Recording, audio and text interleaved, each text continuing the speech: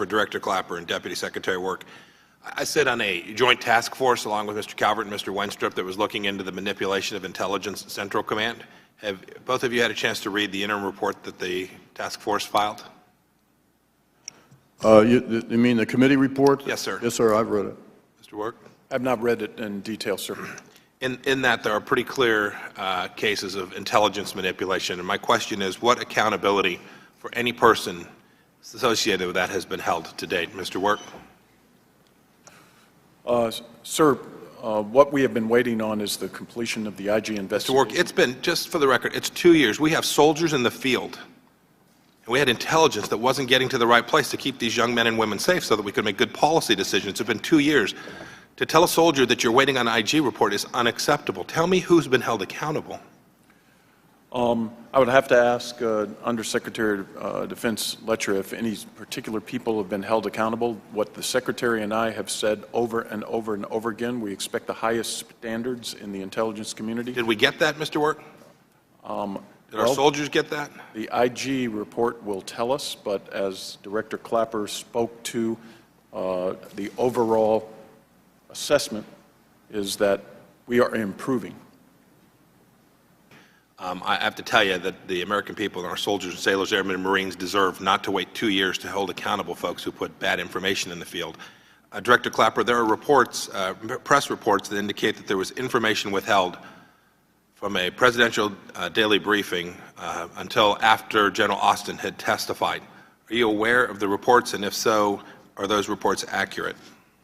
I'm aware of the reports, and the examination done by our analytic integrity officer didn't find any substantiation of that. Great. Thank you, Director Clapper. Director Clapper, President Obama removed Iran Air's designation as a proliferator of weapons of mass destruction on January 15, 2016, as part of the JCPOA. Did Iran Air's activities change in any way to prompt this removal?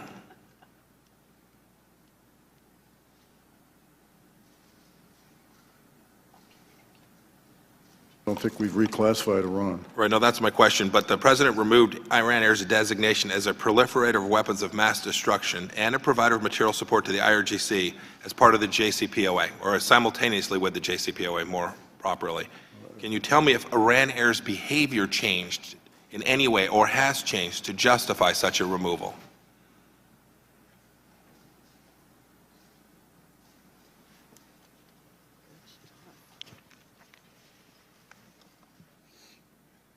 I want to follow up on a question from Mr. Whitfield. He asked you for precedent about going beyond the source under 111D, and you cited the Clean Air Mercury Rule.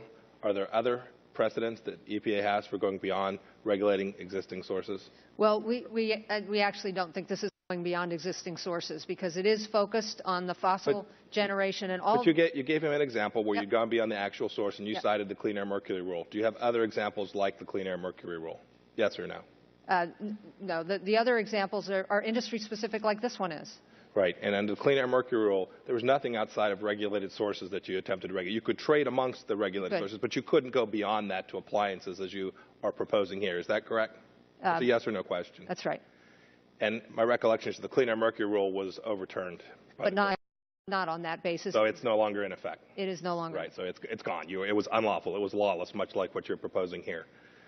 Yeah. Let me talk about, have you met with John Podesta in the course of developing these regulations? I have. How many times? I don't recall. One time, 3 times, 5 times?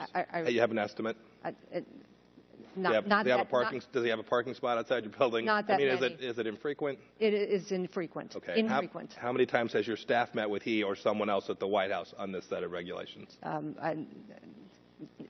Not to my knowledge, or infrequently. And Ms. McCarthy, has she met with Mr. Podesta as well on this set of regulations? I expect that she has. Can you get me the information about the frequency of those meetings, the location of the meetings, and the subject matter of those meetings? I will take that back.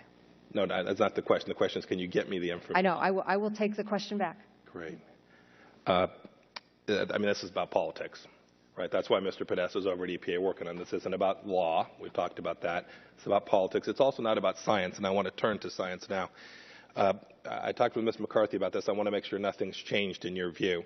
So you have now 30 indicators. You've gone from 26 to 30 indicators on your website about how you measure the impact of what you all call climate change today. So I want to ask you a series of yes or no questions about this set of regulations, these carbon regulations, and what you think they will do to the indicators that EPA uses. So, yes or no, will this set of rules, when fully implemented, reduce sea surface temperatures? I can't answer that. I don't know. Will this reduce ocean acidity? It will contribute to reducing ocean acidity. Do you have the data to support that? And can you tell me how much and when we'll see reduced ocean acidity as a result of these regulations? You can't predict the impact on climate this way. I'll take that as you have no idea. Is that a fair statement? You don't know. No, Do you have any science to support the reduction in ocean acidity connected to these rules? We have science to show that increased carbon in the atmosphere leads to things like ocean acidity, Right. And if you have less carbon in the atmosphere, you will... Decreases in lake ice. How much less lake ice will there be as a result of this set of rules? The same answer I gave you before. Right. You don't know. The answer is you can't show me how much less lake ice. I'd just like to see the data. If you're proposing a set of rules and you have indicators, it would seem reasonable for the citizens of America to demand that you say, hey, we think this is the impact, and so this is what you're going to get in exchange for all the costs that we've all talked about this morning. This is what you're going to get. You're going to get this much less or this much more of something that's really good. But that's not the way climate science works. Right. Yeah. Science used loosely. But let me be clear about what we're doing and what we did. I remember the day. None of us volunteered for this assignment, I can assure you. We were all asked to undertake this mission, and the mission was very clear. We sat in a room. I remember it like it was yesterday. And we all looked each other in the eye and we said, this day, the day we're standing here today will come. And what we want to be able to tell each other is that we worked our tails off. I got the polite word out. We worked our tails off to develop every fact we could, to tell the American people everything we could possibly glean. And we have been obstructed every step along the way in that effort, including by the very Democrats today who are calling us political. Go read these transcripts. Go look who called the witness. Go look who asked the questions. This is not the first congressional inquiry in the history of America. I dare you to go find another congressional inquiry where one party behaved in a way that was so deeply obstructive of getting the American people the facts that they needed. As being important to diplomatic security, is that correct? It provoked a discussion, Congressman, about balancing of risk. Madam Secretary, I had a chance to read that. I wanted to only read the executive summary that ran 25 pages, but it didn't have a word about diplomatic security in those entire 25 pages of the executive summary. Not one word, Madam Secretary. And then I read the remaining pages, amounted to 270 plus. Do you know how many pages of those 270 had to do with diplomatic security? It was about the balancing of risk and reward, which Madam was Secretary, not only about diplomatic security specifically, but about the larger question of our mission around the world. Madam Secretary, there was no balance. There was 2 pages out of 270 pages. You talked about a lot of things in there. You talked about a lot of improvements, but it didn't have anything to do with diplomatic security in any material way in that report. You talked about being disappointed, too. I've heard you use that several times. You were disappointed. You read the ARB. Why don't you fire someone? In Kansas, Madam Secretary, I get asked constantly, why has no one been held accountable? How come not a single person lost a single paycheck connected to the fact that we had the first ambassador killed since 1979? How come no one has been held accountable to date? Well, Congressman, the Accountability Review Board pointed out several people working in the State Department who they thought had not carried out their responsibilities adequately, but they said that they could not find a breach of duty. And yes, ma'am, the personnel rules and the laws that govern those decisions were followed very carefully. Yes, ma'am. I'm not asking what the ARB did. I'm asking what you did. I followed the law, Congressman. So that was my responsibility. Madam Secretary, you're telling me that you had no authority to take anyone's paycheck, to cause anyone to be fired. You're telling me you were legally prohibited from doing that. Is that your position here this morning? It is my position that in the absence of finding dereliction or breach of duty, there could not be immediate action taken. Yes, ma'am. The decision was to put these back at full back pay and keep them on as employees. That was the decision that was made as a result of the processes that you put in place. I will tell you, the folks in Kansas don't think that is accountability. I want to do some math with you. Could I get the first chart, please? Ma'am, I will tell you that the record that we've received today does not reflect that. It simply doesn't. We've read the emails. We've read everything that we could get our hands on. It's taken us a long time to get it, but I will tell you, you just described all of this other information that you relied upon, and it doesn't comport with the record that this committee has been able to establish today. And I want you to take a look at this chart to the left. You'll see the increasing number of requests, over 600. I think data matters. The pictures are worth a lot. You see the increase in the requests, and then the bottom line is the increase in security. And you'll note that the slope of those two lines is very different. Can you account for why that is? Why we have an increase in requests and yet no increase in security? Well, Congressman, I can only tell you that I know a number of requests were fulfilled and some were not. Yes, ma'am. I wish you to listen to those security professionals. You described Mr. Stevens as having the best knowledge of Libya of anyone. Your words this morning. And yet, when he asked for increased security, he didn't get it. The second chart. It's the same thing. I just talked to you about requests for additional assistance. This chart goes through. I won't go through the numbers in detail. We've talked about them a bit, but it shows the increasing number of security incidents at the facility, your facility, State Department facility in Benghazi, Libya. And then again, it shows the increase in security being non-existent.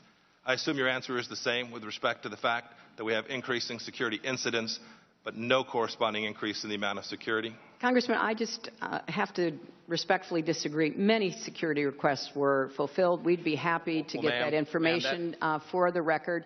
Yes. So I can't really tell what it is you're putting on that poster, but I know that a number of the security requests were fulfilled for Benghazi. Yes, what it shows is that the number of direct diplomatic security agents at the beginning of 2012 and those that were there the day of the murder of 4 Americans is no different.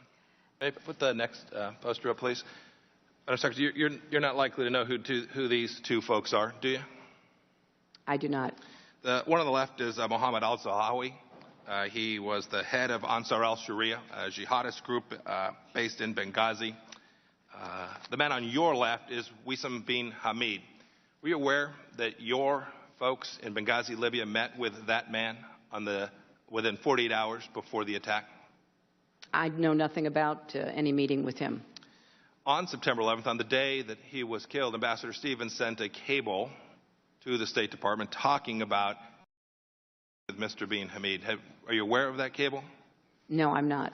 He said in his cable, he said they, referring to Mr. Wissam bin Hamid, they wanted an introductory meeting. They were here. They asked us what we needed to bring security to Benghazi. So your officials were meeting with this man on the ground in Benghazi, Libya, discussing security 2 days before that. But in August of that same year, the United States government had said that this very man was, quote, a young rebel leader who allegedly fought in Iraq under the flag of al-Qaeda. Were you aware that our folks were either wittingly or unwittingly meeting with al-Qaeda on the ground in Benghazi, Libya, just hours before the attack? I know nothing about this, Congressman. I think that's deeply disturbing. I think the fact that your team was meeting with folks... I'm sorry, which team is this, Mr. Yeah, it would have been...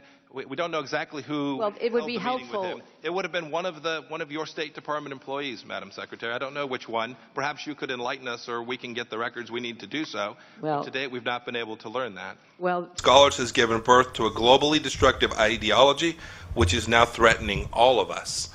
That, of course, was the Egyptian president, not our own.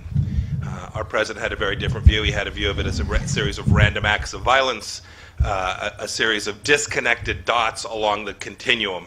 And you've heard from others this morning what that means. It means a failed American response to the very real threat to us here in the United States from radical Islamic terrorism. You know, I could recount this failed record. I can talk about the failed understanding. I'll do that a little bit.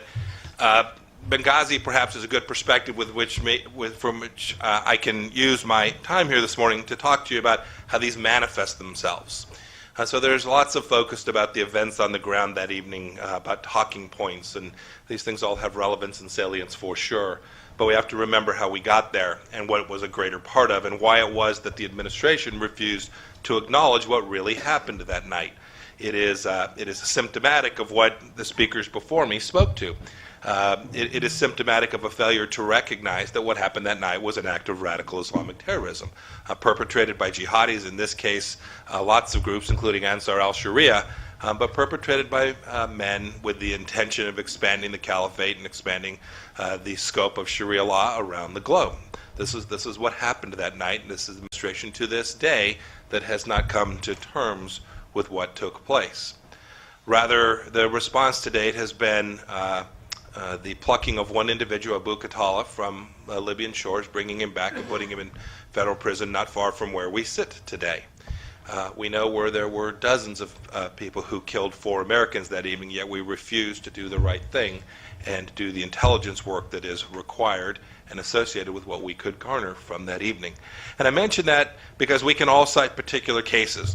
We are bailing out of Sana'a even as we speak, and yet this is a president who said that Yemen was one of his greatest counterterrorism successes. We can go through this list. What you see is a failure of understanding, a refusal to acknowledge the real threat and its connectedness. I thought I'd end my remarks by talking about this president's absence of willingness on the ground. We can talk a lot about the president's strategy, but look at the tactics that he is selecting. Look at the tools that he is demanding Congress take away from him. Guantanamo Bay, right, an enormous intelligence collection asset, one that has proven very important for us knowing about these jihadis as they move around the world. He'd like to close it. Guantanamo should be open and full. We watched this morning him present an authorization for the use of military force. I sat with a White House lawyer last evening, and what the president is asking Congress to do is absolutely unheard of. This president is asking for Congress to restrict his authorities. It is truly remarkable to watch as they try and limit themselves. They are walking away from the threat that we all are talking about this morning. They want nothing to do with it. They don't view it as serious. The president says, went to West Point, my alma mater. He's been there twice. It's deeply disturbing. The first time he went there, he went to tell the cadets that we were going to depart Afghanistan on timeline as scheduled, and he identified for the enemy precisely how many troops on precisely which day they would depart. On his second trip, he went to graduation. You can imagine, right? Some of you have seen this, 22-year-old men and women sitting at Mikey Stadium. The president's coming. It's a big day. Their parents are in the stand. These are warriors. These are young men who have chosen to sacrifice themselves to go defend American freedom. And he told them that the biggest threat to America that they would face in their lifetime was global climate change. Sometimes cadets can be unruly. You can imagine the silence that day. It's funny at one level, but it is more importantly deeply dangerous. A commander-in-chief, a president, a nation that is unprepared to defend itself against the threat of the magnitude that the global jihadis present to us today is disturbing and dangerous. And I am so glad you held this conference, Frank, so that we can talk about it and identify and begin to develop the solutions which will ultimately defeat them in detail. Objection. The gentleman is recognized for 1 minute. Thank you, Madam Speaker. Kansans and Americans are exhausted by a job market that is failing them. This most recent report in March showed absolutely no improvement in employment, and in fact, for women, we saw an increase in unemployment. Madam Speaker, President's latest attempt to redefine the work week from 40 hours to 29 has already proved detrimental to millions of Americans. There are 7.2 million Americans working part-time for economic reasons. This will leave them with less money to take care of their families. The President's policies have hit Kansans hard. Things like identifying the lesser prairie chicken as an endangered species. Things like trying to redefine navigable waterways such that a puddle will come under EPA's control. These policies hit pocketbooks and paychecks and families. House Republicans have advanced hundreds of solutions that will help get America back to work.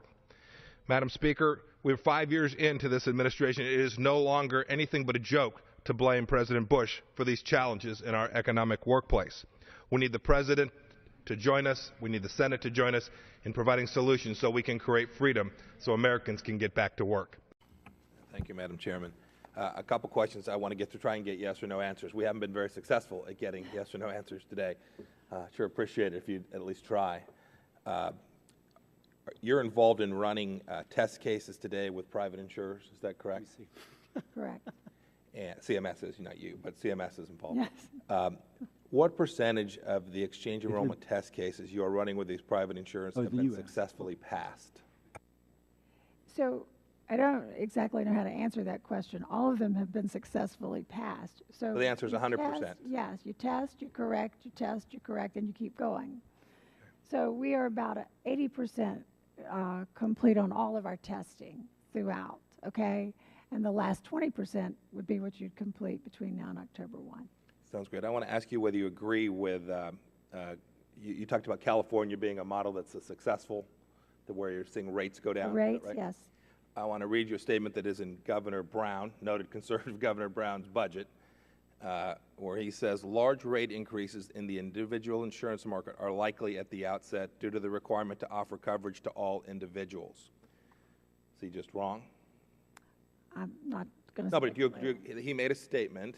It's in conflict. It conflicts apparently with what you said. Is Governor Brown wrong? We were pleased with the rates, and we've seen a decrease. And so far, what we've seen in terms of published rates, it's actually running about 18% below CBO estimates.